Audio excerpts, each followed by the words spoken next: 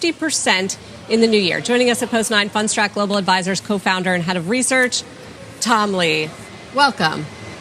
Happy New Year, everybody. So everybody was negative this time last year, but you were not. Why? Yes. Well, it's really two things. One, we thought inflation would fall like a rock, whereas many were bracing for a decade of sticky Fed fighting inflation.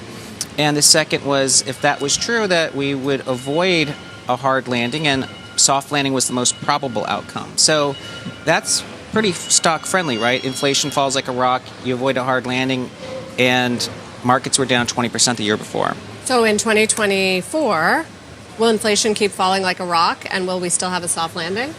Yeah, I think your food chart is spot on. I think consumers will realize that the rate of price increases is slowing. We saw it in the UMich surveys. That will give Fed a lot of leeway to cut rates next year to keep real rates constant. Housing and autos is really 70% of inflation. So both are going to normalize, and that means 2% is going to be very visible next year. And I think it's a huge relief for equity markets when that happens. Tom, Happy New Year. First off, congratulations on your calls this year. You've been directionally correct. That's hard to do, so kudos to you. You're top dog now, 5,200. You have the high estimate for the S&P 500 for 2024. Johnson Stoltzfus, we just had him on. He also had 5,200. You're top one.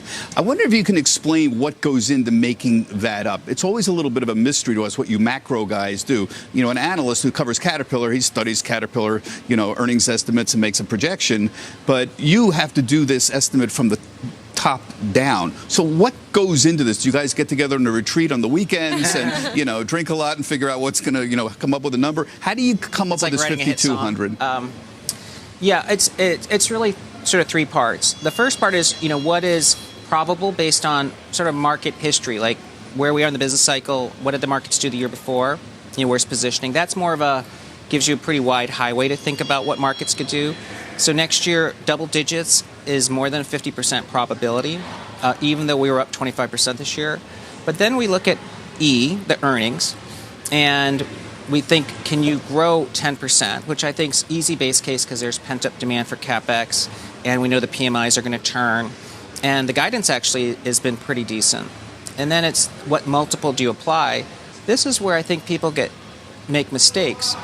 When the 10-year is at between 3 and 4%, 65% of the time the PE is over 18 times. 50% of the time it's over 20. That's since 1900.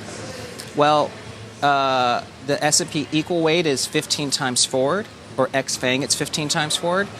Well, if that 15 goes to 18 or 15 goes to 20, the stock market's going to be up 30%. So we figure, well, you hold the multiple, earnings grow 10, you get 5,200, but that means there's upside to that number. A lot of assumptions built in there. Yeah. A lot of assumptions here. So you move the slider either way on a lot of these assumptions very easily. Yes. Your multiple is a little high, though, isn't it, at this point? I don't like to do ex-FANG and those kinds of things. Right now, the street's at almost 20 times forward earnings right now. I don't know what your multiple is. You're right. This is where people mess up. Yeah. What's a dollar of future earnings worth? That's the multiple. Well, remember, investors can buy any stock. So if they buy the S&P, if they buy the index, then they're buying the FANG 40% weight at 30 times. But if someone's buying, like you said, JP Morgan at 11 times, or, they're buying 20 stocks in the S&P and they're paying 13 or 14 or 15 times, actually the 10-year tells you that could be 20 times. But we're not. We're buying the S&P. You have a 5,200. That's what I'm trying to, you want to X out. You seem to want to move out things and X things out. Well, actually, the best way to do that is should the FANG multiple come down next year, right? So you do a sum of the parts. And why should the FANG's multiple decrease when they're going to grow earnings 25%? I mean, in a way, you'd actually argue the market has more upside if FANG holds its multiple because of the earnings growth they're going to have. So I think people trick themselves into think the market's expensive, but it's the same as someone saying, oh, because the S&P is expensive, Japan's expensive. It's not. You're buying equities, but you really want to think about each component you're paying for. I want to talk about your small cap call, because that's a big one. 50% next year. We've certainly, if that happens, have had a preview in the last few weeks about the comeback in small cap. But why do you think there's so much room left to run here? Well, I think people need to put a long-term lens on small caps. on a price to book basis for Russell, which is the highest correlation to forward returns, relative to S&P, it's at the 1999 lows. You've never seen them cheaper. 1999 was. That's always the case for small caps, is that they're cheap. It's the first time they've touched these levels in almost 40 years. So, but in 1999, that was the launch point for 12 years of gains. And if you look at the earners of the small caps, which is like the S&P 600, they're at 11 times forward earnings. So, can the multiple expand in small caps if we have weaker dollar, PMIs turn up? Yeah, I'd say easily. Can the earnings go up a lot? Yes. And small caps this year proved it. We turned bullish on small caps around November, and people thought maybe it's just a base it up 5. It's up 25%. I think small caps could easily add 50 percentage points next year. But can small caps rally when large caps are not rallying, when tech is not rallying? There's a lot of precedent for that. Like 99 to 2003, you had a pretty vicious bear market. Those were some of the best absolute return years for small caps. Small caps, long term, tend to outperform big caps. Value tends to outperform growth. It just doesn't happen in our recent memory that much. Wouldn't that be something if that happened? Yes, and many are skeptical small caps could work. Most think it's a tourist trade, like they want to maybe own it for a couple months. So the less likely outcome is they do well the entire year. Right. And I know you expect a little turbulence in February, right? March? Yeah, yes, I'd say if history was sort of your guide, January, February, S&P gets to 5,000. I mean, I think new highs is just a matter of days. But then late Feb, March, April is when you get the 5-10% drawdown. And then up from there. Yeah, and then up from. But that's the big growth scare, and so everyone will panic, and that's probably the time to be buying again. So. Well, no doubt we will be speaking to you many more times before then. Thank you very much, Tom Lee. Happy New Year, Tom. Happy New Year. As we head to break, here's our roadmap for the rest.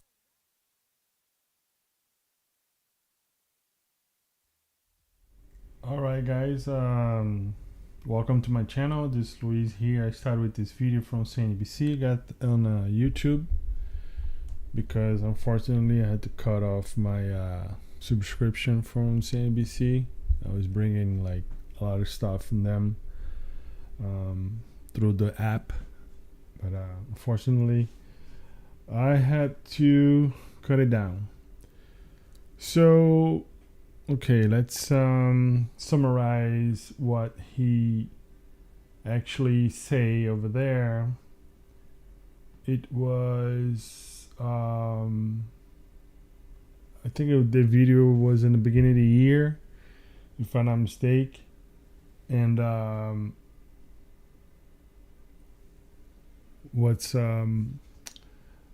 the SP 500 was 4780, something like that, and now it's 5487 with this pie of $548. Tom Lee called the SP 500 on the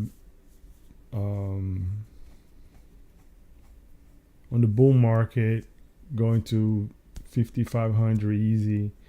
Try to find a video. The one that I get close to is this one. So okay, the video's off, and now let's bring to you guys what I'm seeing right here. So what you guys looking at, it's the CME group, the E-mini 500, the contracts from options from Friday. But this is the settlement for last Tuesday.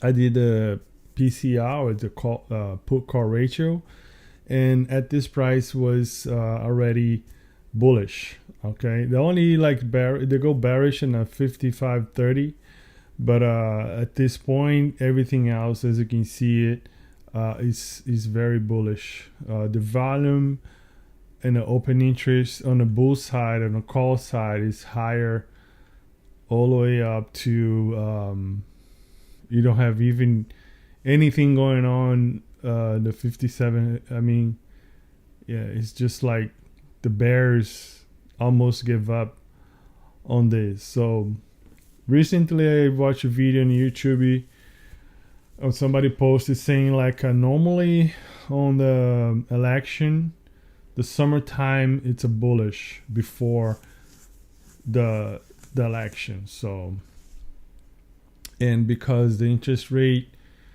the 10 years is still around 4 and something, I think 4.25.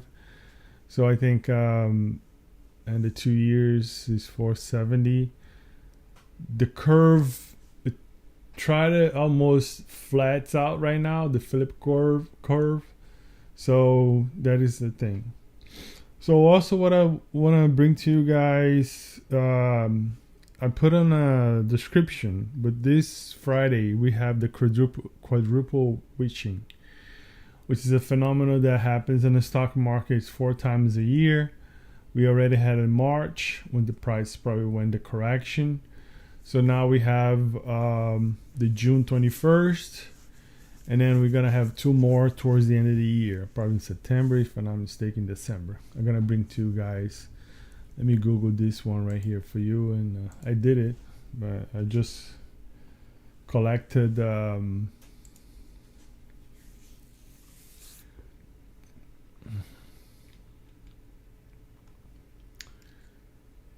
thing over here. And the question says, quadruple witching is a bullish or bearish? Instead, the event is largely a function of the speculation and investor sentiment. When quadruple witching occurs, traders should expect to increase volatility and manage their position accordingly. The resulting market swings could be bullish or bearish depending on how investors interpret the situation. So I think because we are on the bullish sentiment, I would say we're going to be bullish. Let's see the calendar here. 2024. So the first one was March 15. Then we probably can take a look on a chart and see what happened over there. Then we had the June 21st, which is coming up in 2 days. Then we're gonna have in September 20, which is like a month and a half away from that elections. And then we're gonna have the December 20. So the expirations on the options is the monthly, if I'm not mistaken, over here. So like a May 17 for the June 21st. Then you have July 29. Then you have August 16. Sorry, guys. For the September 20. Then you have October 18 and November 15 for the December 20. So the triple witching, and as you can see now, I was talking but not showing. That's why we had the dark is the quadruple witching, and the green is the option expiration. So I would say I think we're gonna go bullish in a long period. I even opened a short position on the SPY, but probably was a big mistake. I'm gonna bring to you guys in a little bit. So because kind of like not a big mistake, what I did is this. So this the option charts, the one I use it, and if I bring you like a single expire charts. For the volume, it's a 1.12. Normally, this number, it's a bearish in the volume. And even like the open interest is still 1.54. So for tomorrow, it looks a little bit bearish on the put call ratio. Okay. Now, if you look at multiple expiry charts, we also have a little 1.02 put call ratio on the bearish side, and the open interest put call ratio, it's 2.53, which is supposed to be bearish too. But however, when I study about put call ratio, when the number is that high, it could be a sentiment for a reverse sentiment. So I don't know if this high number means bullish, even it show bearish. But this normally like 1, it should be neutral, because 0.7 is a neutral, and normally 1 is 1.02. They put here bearish. I don't know why, but that's the way. So this is the one that actually, because here what I'm doing is like, okay, so for the Thursday, with the June 20th, tomorrow, we have bearish on an open interest and bearish on volume. Okay, so tomorrow might drop, but if you move for the Friday for the quadruple witching, so then things change. So then we have a neutral on the volume, and we still have a bearish on open interest, but way too bearish, 2.28. I think at 1.5, 1.30, it would be like a decent bearish situation, but the 2 point, you said to go for 2. Depends what kind of stock and everything. It can go like a diverse sentiment. So then let's bring to you guys over here. So this is the indicator that I bring to you guys. So we have this Ichimoku theories. I got a support resistance level with looks algo and the MACD, which is right here. As you can see, those blocks it's a green blocks. That means bullish. This is the weekly chart. No, actually, this is the 15. Yeah, this is the 15. So this is the 15 chart, 15 minutes chart, and as you can see it in the 15 minutes chart, we have a double top. Okay, let's bring more in depth. Normally, like the day chart, it could be the one. In the day chart, we don't have anything as other than just like bullish situation. And as you can see, we are already on a 5.66% of this little correction of a 3% over here. So even had this bull wick, and this is the indicator from the resistance on the weekly thing. And as an Ichimoku, you see like we don't see any reverse at this point, but this is the day chart. So go more deeply on the weekly chart. So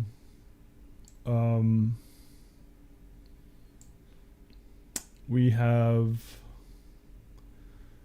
probably the 3 white shoulders, which is the third candle formation going higher. So, and probably that's the situation. The everything in the bullish started down here on 4,000, 4,100. Pretty much, it was like a big support. It was the last correction of 11% on the October 2023, and then we have 26% from October all the way up to March 24th. And then in March, because probably like the quadruple witching, we have the the short position on March somewhere here. It's already shown April, March 25th, Monday.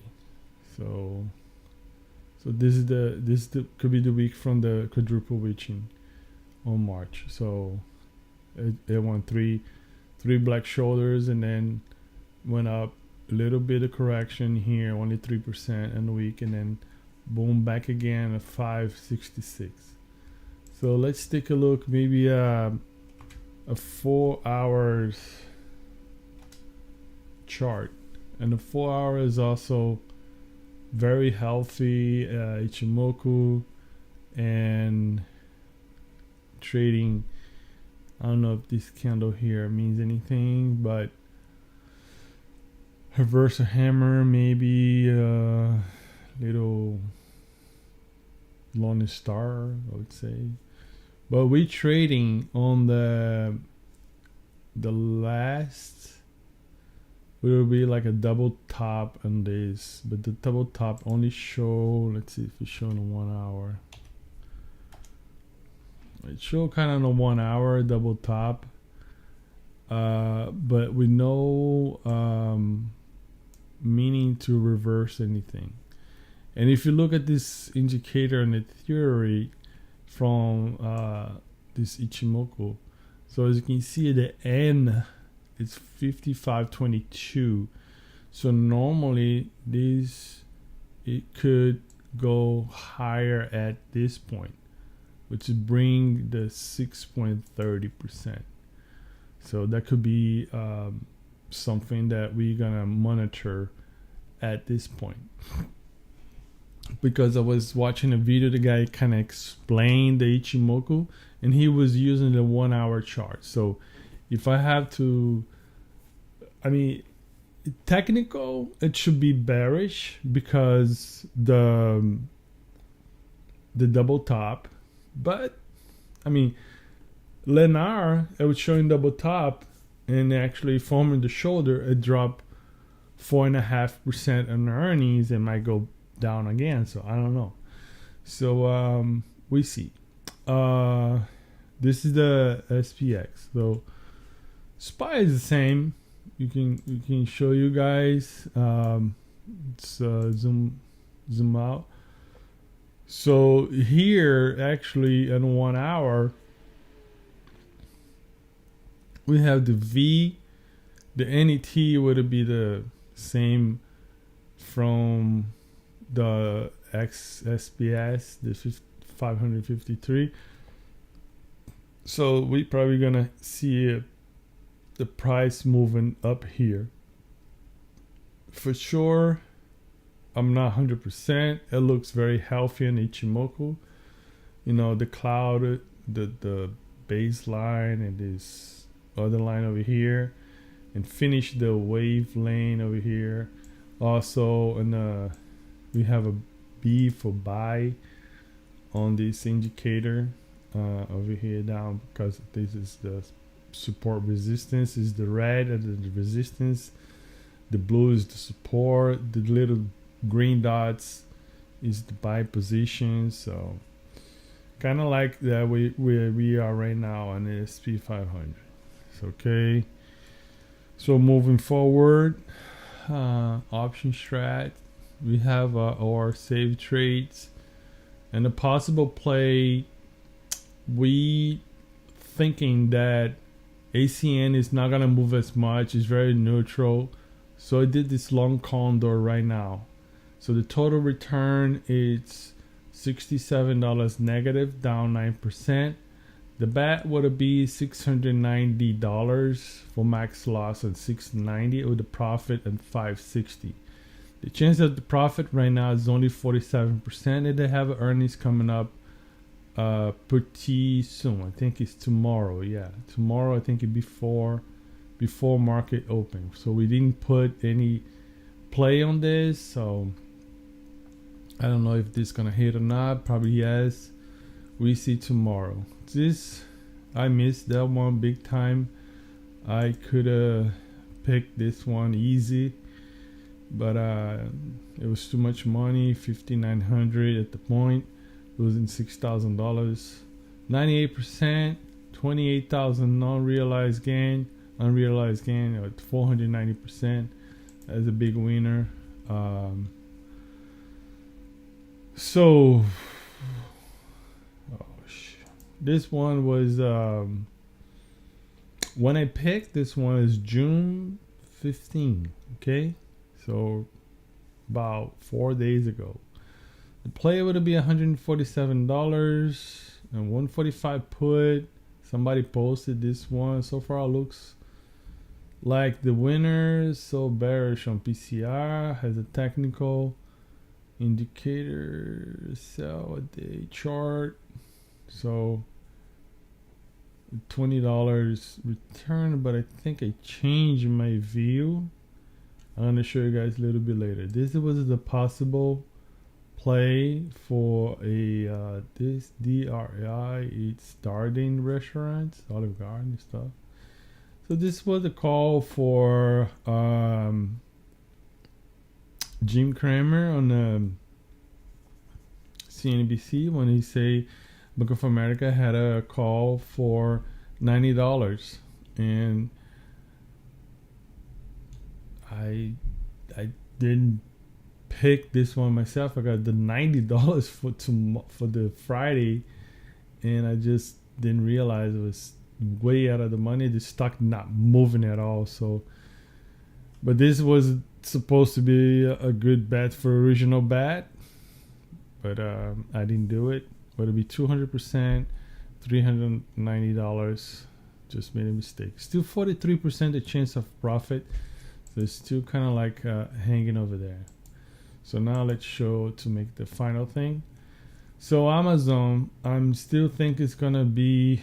They just posted they're gonna invest $10 billion on Germany business. So this could be pumped for tomorrow and Friday, especially if the witching, quadruple witching follow the bull market. So I think we have a chance to hit this one. Right now, the play was 139, still 21% the chance to profit.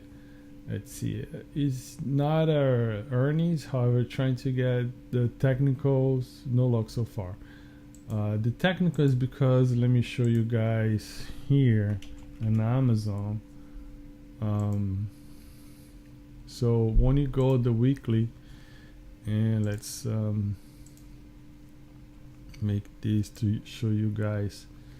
So I draw a possible cup and handle, or this on the weekly chart, it's a major double top, which is if the technical is a double top and this theory for this Ichimoku is right, the prices should drop. I don't know if this started the price from 94 and went up to E. I still don't understand this Ichimoku over here. I try to find the videos. But if we look on, I think, let's see, 1 hour. Normally, 1 hour actually give us. Okay, the 1 hour. Okay, if the price go from 186 to down, which is supposed to be 182, it's already hit at 182. Actually, this 181, and I think it built over here at 181.26. A support, and have another support right here. So it's trading below this last support with some blocks for sell, and also blocks for sell here on 1 hour chart. Let's see the day chart, if anything changed in this one. So on the day chart, it's just like, I don't know, maybe a possible head and shoulder, or maybe like a double bottom from here. This would be the block for the weekly chart, and maybe a double bottom, and then the prices should have went up, but then kind of hit the resistances very heavily on the 190, 189. So I don't know if it is gonna go up or not. So looking at 1 day chart, and if you look at this, so normally go close to the N, or maybe you can go to the V, or close to the V. So we're looking at 209. So I don't know how long it's gonna take.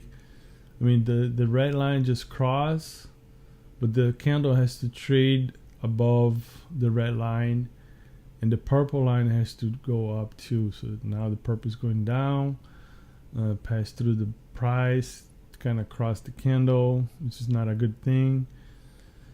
But let's see, still green over here. To change it for short, it has to change for red.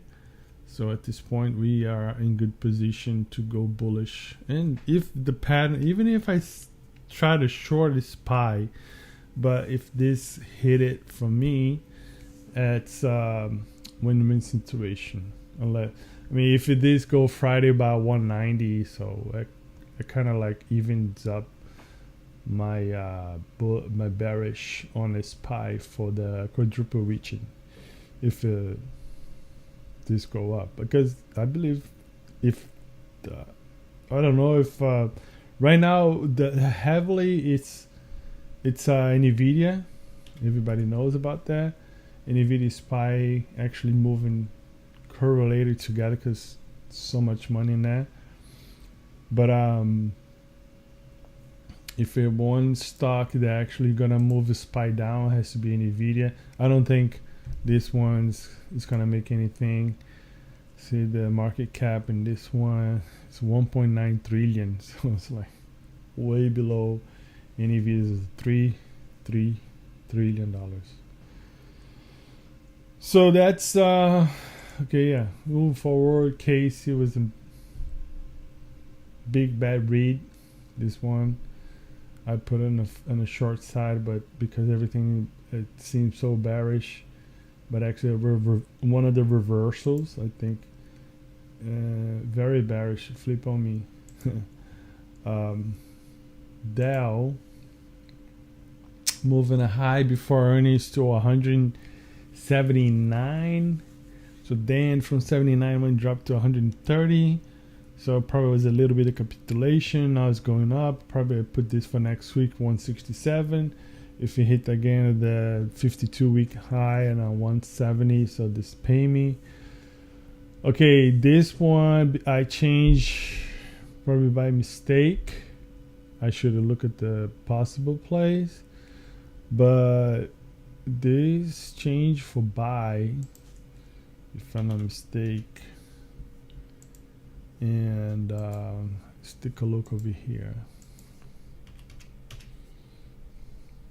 Starting, yeah, because we're in a bull, it could be something, but let's see. And actually, no, everything is bearish. Yeah, I misread on that. I don't know why I did a bull side on this one. Buying a technical, buying a forecast. But the Ichimoku it's short. And not gonna change for green. Got the B for sell. Oh man, big mistake. I think this, unless any reversal. Other than that, I gonna lose this bet. See 1 o'clock now. Yep. Probably support on 147. But on the 1 o'clock it looks a little bit bullish. But the technicals stay bullish. 2 hours, 1 hour, 15 minutes. 5 minutes is sell. Let's see. But the multiple chart bearish. The single chart. Ooh. Open interest bearish. Bearish. Yeah. I don't know. Made a mistake. But that's okay. Sometimes when I make mistakes, good things happen. So, wow. JBL moving bullish all week long. This KB Homes, I thought because a Lennar, it would go down. So Then I went down 4%. So KB Home should go down too. You see, it went up $70, but it went back to 69. They closed at 68, so it's not much the movement. Then I hated the other play that I have. I didn't make profit, but I cut my loss because it was IV Crush. So I got this 37 loss, but then I made a mistake and put this $85. Unless anything changed for quadruple reaching on the bullish side, they have this guy normally supposed to be, I think he needs to close by the July 19, a short position on 166, 160 actually. But he can hold it now that he can stop his buy to close on a short position and then maybe make some money. This one, RX, somebody posted after hours saying that the stock, he had heavily bet on this one and he owned it. So this is a loss $10 and the SPY right now losing $88. Back everything kind of like in my plays. For the difference between the possible plays, which I have 4 right now open with 3 greens, 1 red. In my own plays, I have kind of everything red, only 1 green at this moment. But let's see, tomorrow we have a JBL, DRY earnings. We had the KB Homes, but then today was a holiday. And the only 2 things that I don't have for earnings, actually 3, and this moment 4. It's a SPY, SN, RX, and Amazon, and Dow actually. So Amazon, Dow, no earnings, only feeling. DRI, Darden Restaurant earnings, JBL earnings, KB Home was pause earnings, Lennar was earnings. RX was just a guy from after hours. Actually, this one was good because this $10 call pay on the day on Tuesday up to 23. So I purchased for $10. I could have sold for $23, $28 actually, and didn't do it. So tomorrow, I don't know, unless a stock closed at 968 if I'm not mistaken. So the stock needs to open tomorrow, something around close to 10, and maybe go to 11. I don't know. This stock might have a $11 price for tomorrow and Friday. So let's see if this bull gonna try to kill a short squeeze in this one. If we can go like to 20, it would be nice. Shark Ninja, $90 is not gonna happen. We trade in 80. Unless the bull try to push like 85 for tomorrow, but other than that, it needs to go like almost 7-8%. SPY, if all the calls go wrong, I cover in the one only, actually 2 short positions, 3 short positions, but this one is too far away. 70 points. It needs to drop 20% tomorrow and Friday. 10% tomorrow, 10% Friday, we'll go back to 300. I don't think it's going to happen. But everything else is the bull side, which is continue the pattern for the bullish market. And I looking at CME Group, probably like something that could happen. Other than that, 40 minutes review but we have the 7 minutes video on CNBC, so it's 33 minutes. My review for my bets on my accounts, my possible plays, the earnings for tomorrow, and we have 2 other earnings is coming. We're gonna probably place bet. All depends how the things happen tomorrow. But we have actually we didn't do it. I did it. Yeah, I did it on here. The possible plays, we have ACN, EDRY. See, on the possible plays, I put a bearish play, but on my play, I did it bullish. Why I did that? Why I changed my mind for bullish? Well, the market is bullish, so if you go all, that's what we have. Okay, see, and this would be a good spread. Cause this was $100, and this would be 147 or 247 to be strangle with the bull call spread and a low put. But I don't know.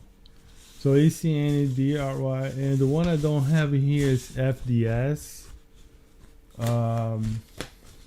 which is Friday morning, the 21st. So I'm not gonna play on that because it's not showing as much what I need. So we keep this, and maybe, I don't know, we see tomorrow what the results come and see how it goes. Other than that, thank you very much for watching this video. Please subscribe to the channel to help your friend, and see you guys later.